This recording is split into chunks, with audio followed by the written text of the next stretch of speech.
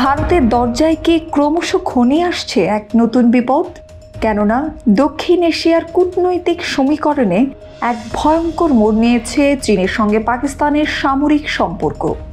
শক্তিশালী অস্ত্রে সজ্জিত হচ্ছে পাকিস্তানের নৌবাহিনী, যা ভারতের জন্য এক বড় চ্যালেঞ্জ হয়ে দাঁড়াতে পারে।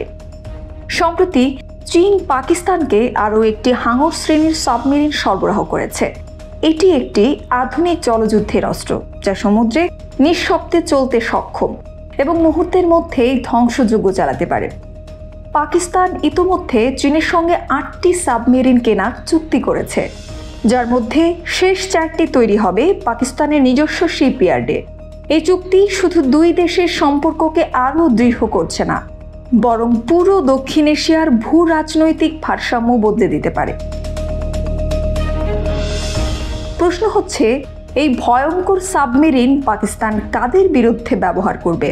ইতিহাস বলে, ভারতের বিরুদ্ধে পাকিস্তানের সাবমেরিন ব্যবহার নতুন কিছু নয়।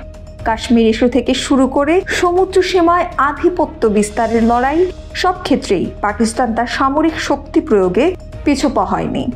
এবার চীনের প্রত্যক্ষ সহায়তায় পাকিস্তান আরও শক্তিশালী হয়ে উঠছে, যা ভারতের জন্য এক দুঃস্বপ্ন হয়ে উঠতে পারে। এই সামরিক চুক্তির অংশ হিসেবে পাকিস্তান শুধু সাবমেরিনই নয়, চীনের কাছ থেকে JF-17 যুদ্ধবিমান, মিসাইল, ড্রোন এবং অন্যান্য অত্যাধুনিক অস্ত্রও পাচ্ছে। বিশেষ করে হাঙর শ্রেণীর সাবমেরিনটি পাকিস্তানের জন্য এক ভয়ঙ্কর অস্ত্র হতে পারে, যা গভীর সমুদ্রে নিঃশব্দে চলতে সক্ষম এবং ভারতের নৌবাহিনী ও উপকূলীয় প্রতিরক্ষার জন্য বড় চ্যালেঞ্জ তৈরি করবে। বলা যায়, এই চুক্তির ফলে চীন ও পাকিস্তানের মধ্যে প্রতিরক্ষার সহযোগিতা ক্রমশ গভীর হচ্ছে। মূলত ইউরোপীয় দেশগুলোর নিষেধাজ্ঞার কারণে পাকিস্তানের আধুনিক সামরিক সরঞ্জামের একমাত্র উৎস হয়ে উঠেছে চীন। সুইডিশ সামরিক থিঙ্ক ট্যাঙ্কের তথ্য অনুযায়ী গত 5 বছরে পাকিস্তানের অস্ত্র আমদানির 81% বেশি এসেছে চীন থেকে।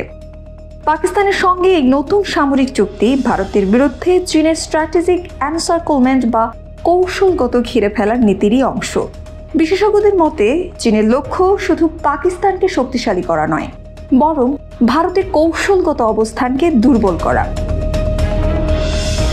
চীন শুধু পাকিস্তান নয়, শ্রীলঙ্কা, মিয়ানমার ও মালদ্বীপের সঙ্গেও সামরিক ও কৌশলগত সম্পর্ক বাড়াচ্ছে, যা ভারতের জন্য বিপজ্জনক হতে পারে। কারণ ভৌগোলিক অবস্থান বিবেচনায় ভারতের চারপাশের অঞ্চলগুলোকে সামরিক শক্তিতে শক্তিশালী করে তুলছে চীন। এদিকে ভারত ইতোমধ্যে তার প্রতিরক্ষা বাজেট বাড়াচ্ছে এবং নতুন সামরিক চুক্তি করছে। কিন্তু পাকিস্তান চীন জোটের বিপক্ষে ভারতের অবস্থান কতটা শক্তিশালী হবে তা নিয়ে প্রশ্ন থেকেই যাচ্ছে। তবে চীন পাকিস্তানের ক্রমবর্ধমান সামরিক সম্পর্ক ও ভারতের প্রতিক্রিয়া ভবিষ্যতে দক্ষিণ এশিয়ার অস্ত্র প্রতিযোগিতা ও উত্তেজনা আরও বাড়াতে পারে। এই অঞ্চলে একটি ছোট ভুলও বড় ধরনের সংঘাতের দিকে নিয়ে যেতে পারে।